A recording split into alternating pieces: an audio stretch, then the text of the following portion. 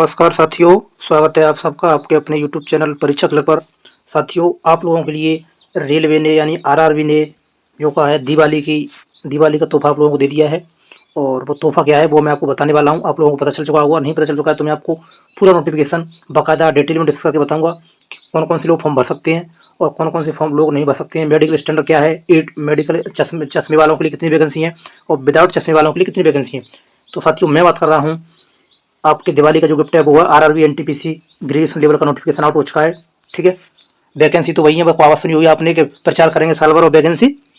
हालांकि मैं इस बात को कहना नहीं चाहता, वैकेंसी बहुत कम है, वो आप समझ गए होंगे मैं क्या कहना चाह रहा था। ठीक है, कि प्रचार करेंगे साल भर और वैकेंसी, अब आप समझ लो क्या है। ठीक है, तो वैकेंसी तो कम है, लेकिन चलो ठीक है, जो भी है आप लोगों का काम है तैयारी करना, हमारा काम है तैयारी करना। ठीक है, चाहे वैकेंसी एक आए, चाहे 5 आए, 5,000 आए, चाहे 10,000 आए और चाहे 35,000 आए। ठीक है, तो साथियों अब हम आरआरबी एनटीपीसी का जो नोटिफिकेशन है उसको डिटेल में डिस्कस करेंगे, सारी चीज़ें जानेंगे।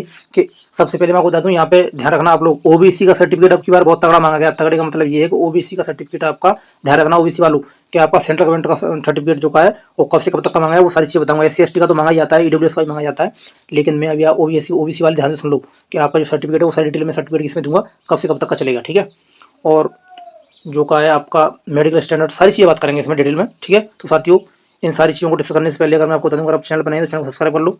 ठीक है, और वीडियो को लाइक और शेयर करना ना भूलो। ठीक है, और ऐसे ही वीडियो ऐसी अपडेट पाने के लिए चैनल को सब्सक्राइब कर लो, टेलीग्राम चैनल ज्वाइन कर लो। अगर आपको किसी भी परीक्षा की तैयारी करनी है तो चैनल को सब्सक्राइब करके बेल आइकन दबा दो और टेलीग्राम चैनल ज्वाइन कर लो, वहाँ पर मैं आपको PDF देता रहता हूँ। तो साथियों शुरू करते हैं बिना किसी टाइम वेस्ट के।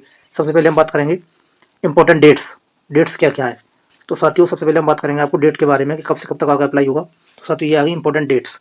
तो साथियों आपका जो ऑनलाइन एप्लीकेशन वो स्टार्ट होगा 21 तारीख महीना 10 यानी 21 अक्टूबर से। ठीक है, और लास्ट डेट होगी आपकी 20 नवंबर, यानी कि आपको लगभग पूरा 30 दिन आपको मिलेगा। 20 नवंबर रात के 12 बजे तक आप अप्लाई कर सकते हो। ठीक है, और आपकी जो करेक्शन डेट है वो है 23 नवंबर से 2 दिसंबर तक आपको करेक्शन डेट मिलेगी, आप करेक्शन अपना कर सकते हो। ठीक है साथियों, और जो फीस की एप्लीकेशन फीस जमा करने की लास्ट डेट है वो 22 नवंबर, और आप करेक्शन कर सकते हो 23 नवंबर से 2 दिसंबर तक फॉर्म में। ठीक है, तो ये तो हो गई आपकी क्रिस्टल डेट्स, आप याद रखिएगा। और आपको कोई अप्लाई कब करना है, आपको लास्ट डेट से कम 5 दिन पहले अप्लाई कर देना है, क्योंकि लास्ट में साइट आपकी बिजी हो जाती है। ठीक है, अब हम बात करेंगे साथियों वैकेंसी कौन कौन सी हैं। तो साथियों जो वैकेंसी है वो डिटेल जान लो, वैकेंसी डिटेल कितनी है। पहली वैकेंसी आपकी chief commercial cum ticket supervisor, ये लेवल 6 की यानी 42 रुपये की जॉब है आपकी, मेडिकल स्टैंड B2। ठीक है, यानी इसको चश्मे वाले लोग भर सकते हैं। ठीक है, ध्यान रखना, आपको मैं बहुत अच्छी चीज़ बता रहा हूँ, चश्मे वाले और बिना चश्मे वाले ध्यान से सुन लो। इसको बिना चश्मे वाले लोग भर सकते हैं क्योंकि B2 में चश्मा अलाउ है। ठीक है, चश्मे वाले लोग आराम से भर सकते हैं इसे। और इसकी वैकेंसी कितनी है ऑल ओवर इंडिया, 161, सभी आरआरबी में टोटल 161 वैकेंसी है। ठीक है, अब हम बात करेंगे साथियों स्टेशन मास्टर की, नंबर 2 कैटेगरी में स्टेशन मास्टर।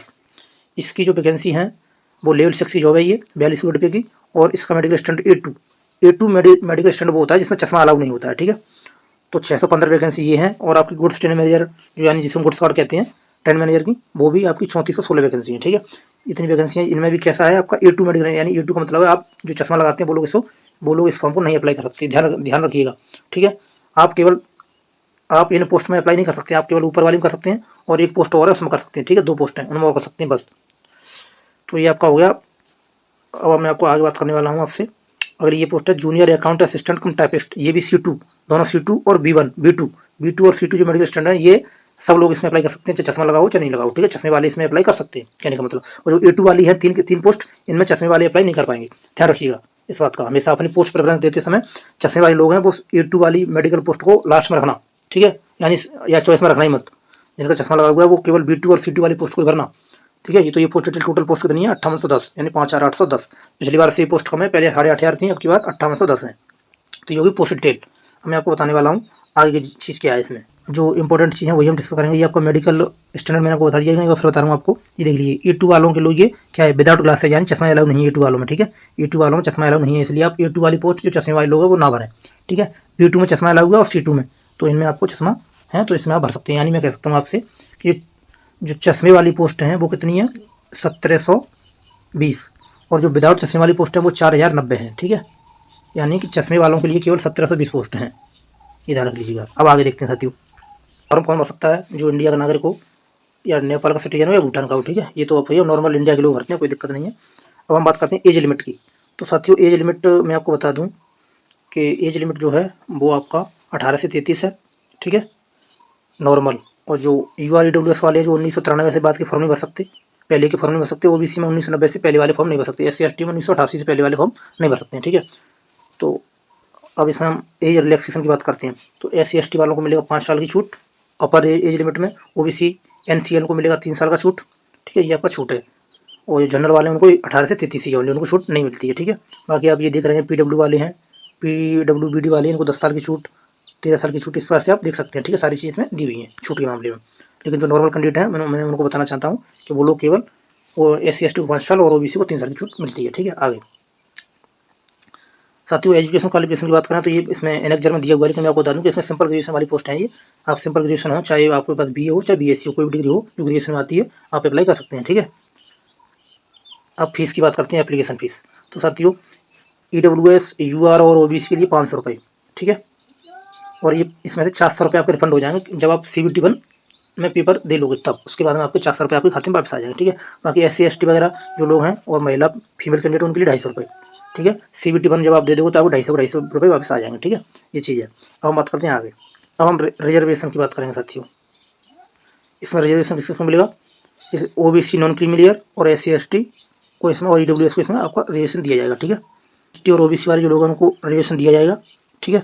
और SC ST वाले लोगों को अपना सर्टिफिकेट इसमें नंबर डालना पड़ेगा, ठीक है। सेंट्रल गवर्नमेंट का फॉर्मेट है, वो मैं आपको दिखा दूँगा क्या होता है, वो लगाना पड़ेगा। अब सबसे बड़ी बात है EWS और OBC की, ठीक है। तो यहाँ OBC वाले जो लोग हैं वो रिजर्वेशन का जो का है दावा तब कर सकते हैं तब उनके पास 1 अप्रैल 2025 के बाद का OBC का सर्टिफिकेट होना चाहिए, 1 अप्रैल 2025 के बाद, और लास्ट डेट जो फॉर्म किया उससे पहले का, ठीक है। और वो भी होना चाहिए सेंट्रल गवर्नमेंट का, ठीक है, ध्यान रखना सेंट्रल गवर्नमेंट का होना चाहिए, सेंट्रल लिस्ट OBC, ठीक है, लिखा है। स्टेट गवर्नमेंट का नहीं चलेगा, ध्यान रखिएगा इस बात का विशेष तौर पर। अपना BC सर्टिफिकेट बनवाना शुरू कर दीजिएगा, तब फॉर्म अप्लाई करना। अब हम बात करते हैं जो का है आपका जो EWS का है, वो भी आपका 2024-25 का होना चाहिए, ठीक है। और लास्ट डेट से जीरा EWS का आ गया। EWS का सर्टिफिकेट आपका ये रहा, 2024-25 का जो फाइनेंशियल ईयर है उसका होना चाहिए, 23 का नहीं होना चाहिए, ठीक है। यानी पुराना नहीं होना चाहिए, कहने का मतलब ये है। और 20 नवंबर से पहले का होना चाहिए, यानी लास्ट डेट से पहले का। तो नया बनवा लीजिए आप लोग जिनके पास नहीं है, ठीक है। अब हम जो सेंट्रल गवर्नमेंट के एम्प्लॉई हैं वो NOC फॉर्म प्रेजेंट करना जरूरी है, ठीक है, नो ऑब्जेक्शन सर्टिफिकेट। और यहाँ पे स्पष्ट लिखा है कि एक कैंडिडेट केवल एक ही फॉर्म अप्लाई कर सकता है, ठीक है, ध्यान रखना। 2 करोगे तो आपका एक फॉर्म रिजेक्ट हो जाएगा, इसलिए एक ही करो। अब हम बात करें एग्जाम पैटर्न की। एग्जाम पैटर्न क्या रहने वाला है, तो साथियों एग्जाम पैटर्न आपका फर्स्ट स्टेज CBT को पहला वाला है, सेम रहेगा पिछली बार की तरह ही।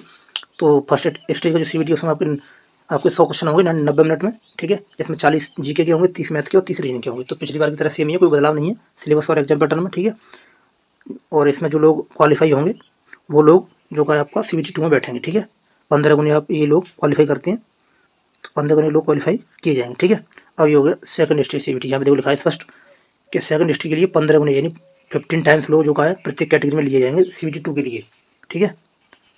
तो यहाँ पे जो का है केवल एग्जाम में CBT2 में केवल क्वेश्चनों की संख्या बढ़ जाती है। यहाँ पे 120 क्वेश्चन हो जाते हैं, जिसमें 10 GK के बढ़ जाते हैं, 5 रीजनिंग के बढ़ जाते हैं और 5 मैथ के बढ़ जाते हैं, ठीक है। तो टोटल इस प्रकार से 120 क्वेश्चन होंगे, लेकिन टाइम वही रहता है 90 मिनट। तो इसके लिए आपको ज़बरदस्त प्रैक्टिस करनी पड़ेगी और अभी से लग जाइएगा, ठीक है। सिलेबस वही आप देख लीजिए एक बार, मैथमेटिक्स में वही आपका रहता है जो, और रीजनिंग और GK, ठीक है। अब हम साथियों बात करेंगे ये कि किस पोस्ट के लिए कितने CBT, यानी सबके लिए CBT दोनों कॉमन है। देखिए सारी पोस्टों के लिए फर्स्ट CBT और सेकंड CBT तो कॉमन है, लेकिन इसमें क्या है आपको मैं बता दूं कि कुछ पोस्ट ऐसी हैं जिनमें टाइपिंग होगी और जिसमें कुछ में होगा आपका एप्टीट्यूड टेस्ट। तो स्टेशन मास्टर है और जो ट्रैफिक असिस्टेंट की पोस्ट है इसमें आपका होगा एप्टीट्यूड टेस्ट दोनों में, ठीक है। और 2 CBT होने के बाद में अगर आप क्वालिफाई करते हो तो क्या होगा आपका एप्टीट्यूड टेस्ट, और आपका क्लर्क टाइपिस्ट और आपका सीनियर क्लर्क कम टाइपिस्ट, इन 2 पोस्टों के लिए आपका क्या होगा टाइपिंग टेस्ट होगा, ठीक है। तो केवल इसमें 2 पोस्ट ऐसी हैं जिनमें टाइपिंग नहीं होगी। कौन सी पोस्ट, हाँ टाइपिंग इसमें केवल 2 पोस्टों में होगी, टाइपिस्ट में और जूनियर अकाउंटेंट में, ठीक है, इसमें टाइपिंग होगी। और 2 में आपका CBAT यानी कंप्यूटर बेस्ड एप्टीट्यूड टेस्ट होगा। जिसमें कुछ नहीं होगा वो क्या है, तो उसमें केवल 2 CBT होंगे, वो एक तो ट्रेन मैनेजर और एक है आपका chief commercial cum ticket supervisor. इन दोनों में केवल 2 CBT होंगे, ठीक है। आप लोग समझ लीजिएगा क्या कहा है मैंने, ठीक है। आगे बात हम देखते हैं RRB वाइज वैकेंसी किस बोर्ड में कितनी वैकेंसी है, ठीक है, जल्दी से देखते हैं एक बार। सबसे पहले अहमदाबाद बोर्ड में केवल टोटल वैकेंसी है 79, ठीक है। और आपका ये आपका अजमेर में 345 वैकेंसी हैं, भोपाल में आपका 241, बेंगलोर में 241 वैकेंसी हैं, भोपाल में आपका 382 वैकेंसी है, अच्छा वैकेंसी है इसमें, ठीक है। और आपका ये भुवनेश्वर में 231, आपके पास छोटे छोटे बोर्ड है उनमें वैकेंसी अच्छी है, 231, ठीक है। बिलासपुर में देखिए आप सबसे ज़्यादा वैकेंसी बिलासपुर में 864, यहाँ से जब दवा के फॉर्म अप्लाई करो आप लोग, सबसे ज़्यादा वैकेंसी बिलासपुर में है 864, ठीक है। आगे बात करते हैं हम, चंडीगढ़ में 199, ठीक है, इसमें तो कम ही है। चेन्नई में आपका 187 वैकेंसी, और ये आपका गोरखपुर में कम है, लेकिन यहाँ से फॉर्म भी कम डालते हैं, तो आप यहाँ से फॉर्म डाल सकते हो, सेफ जोन है ये। गोरखपुर में 111 वैकेंसी है। गुवाहाटी में आप कोई अप्लाई नहीं करेगा, यहाँ पे 56 वैकेंसी है, तो यहाँ से आप फॉर्म डाल सकते हो, सेफ जोन है ये आपके लिए, ठीक है। जम्मू कश्मीर या जम्मू श्रीनगर बोलो 32 वैकेंसी, यहाँ से कोई फॉर्म अप्लाई करे, बहुत कम अप्लाई होंगे यहाँ से, ठीक है। 32 सबसे कम वैकेंसी इसी में है। अब मतलब कोलकाता की, कोलकाता ही खतरनाक जोन है, यहाँ पे 685 वैकेंसी है, लेकिन वैकेंसी बहुत है, फॉर्म भी बहुत होता है, ठीक है। मालदा में अच्छी वैकेंसी है इस बार, मालदा में सबसे कम वैकेंसी आती है, लेकिन इस बार 522 वैकेंसी, आप ये लोग यहाँ से ट्राई कर सकते हैं, अच्छा जोन है, ठीक है। मुंबई तो आपका खतरनाक ही रहता है, 596 वैकेंसी है, लेकिन यहाँ फॉर्म भी तमाम भरपूर पड़ता है फॉर्म। मुजफ्फरपुर में सबसे कम वैकेंसी यहाँ पे है, मुजफ्फरपुर में, ठीक है, 21 वैकेंसी है मात्र।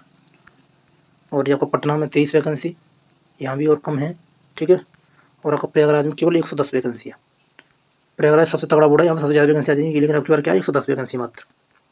रांची में आपका 651 वैकेंसी, रांची और आपका बिलासपुर, इन दो बोर्डों में भर भर के वैकेंसी है, यहाँ से फॉर्म अप्लाई करिएगा आप। 651 वैकेंसी यहाँ पे।